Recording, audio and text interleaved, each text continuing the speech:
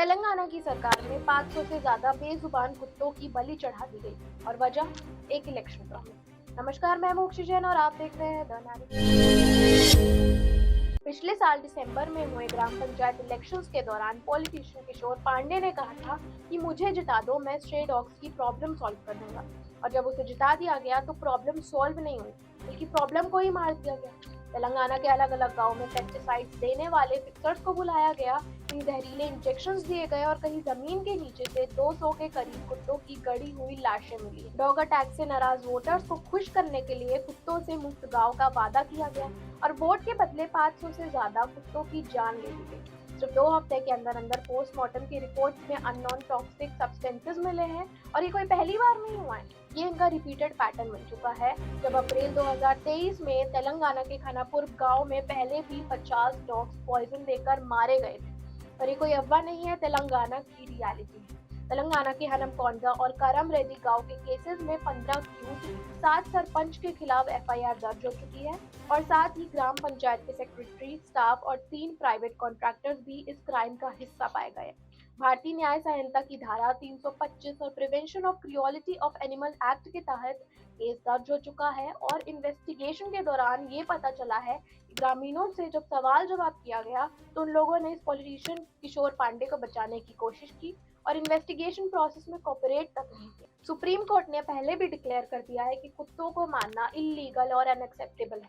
ABC rules 2023 को ignore या break नहीं किया जा सकता। उसके बावजूद तेलंगाना में फिर एक बार ये सब देखने को मिल रहा है। अब यहाँ एक इम्पोर्टेंट सवाल उठता है कि जब दिल्ली में स्ट्रे डॉग्स को लेकर प्रोटेस्ट हो रहा था, तब एक ट्रेंड चला था, नेता सडनली डॉग लवर्स बन गए थे।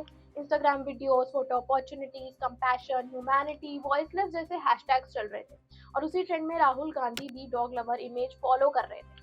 ट्वीट्स आए थे कि डॉग को मारना सॉल्यूशन नहीं है, स्टरलाइजेशन, वैक्सीनेशन और शेल्टर्स ही रास्ता है। उस वक्त डिसीजन सुप्रीम कोर्ट के हाथ में था, किसी भी गवर्नमेंट के पास कोई पावर नहीं थी, लेकिन यहाँ पूरी की पूरी पावर कांग्रेस के पास है। क्योंकि तेलंगाना में कांग्रेस की सरकार है, तो सवाल ये उठता है कि अब क्या? जब आपकी पार्टी की स्टेट में 500 से ज्यादा डॉग्स मारे जा रहे हैं, तो कहाँ गई आपकी वो डॉग लवर वीडियोस, कहाँ गई आपकी ह्यूमैनिटी और कहाँ गई आपकी अकाउंटेबिलिटी? सुप्रीम कोर्ट का प्रोसेस बिल्कुल क्लियर था, स्टरलाइजेशन, वैक्सीनेशन और फिर डॉग्स को वापस उनके एरिया में छोड़ देना या एनिमल केयर सेंटर्स बनाना। और इस प्रोसेस के सपोर्टर्स में आप खुद भी थे। तो तेलंगाना में ये फॉलो क्यों नहीं हो रहा है? सच ये है कि जहर देकर उन्हें मार दिया गया और इनका पूरा नैरेटिव एक्सपोज हो गया। अब क्योंकि तेलंगाना में कांग्रेस की सरकार है, इसलिए राहुल गांधी या उनकी पार्टी से ओपन स्टेटमेंट और एक्शन दोनों आना चाहिए। क्योंकि मीडिया के सामने डॉग लवर बनना कूल एंड ईजी होता है, लेकिन पावर में आकर जान बचाना रिस्पॉन्सिबिलिटी होती है। आखिर में मैं बस इतना कहना चाहूंगी, सारे डॉग लवर तेलंगाना सरकार को टैग कीजिए, सवाल कीजिए, बिकॉज डॉग लाइव्स मैटर। अब चाहे डॉग दिल्ली के हो या तेलंगाना, जो प्रोटेस्ट दिल्ली में हुआ था अब वो तेलंगाना में भी होना चाहिए। तो याद रखिए, अगर इलेक्शन जीतने के लिए किसी पार्टी को इस हद तक जाना पड़े तो हमें भी अपना नेता अपनी पार्टी ठीक ढंग से चुन लेनी चाहिए। इस वीडियो को ज्यादा से ज्यादा शेयर कीजिए और टैग कीजिए तेलंगाना सरकार। जय हिंद, जय भारत।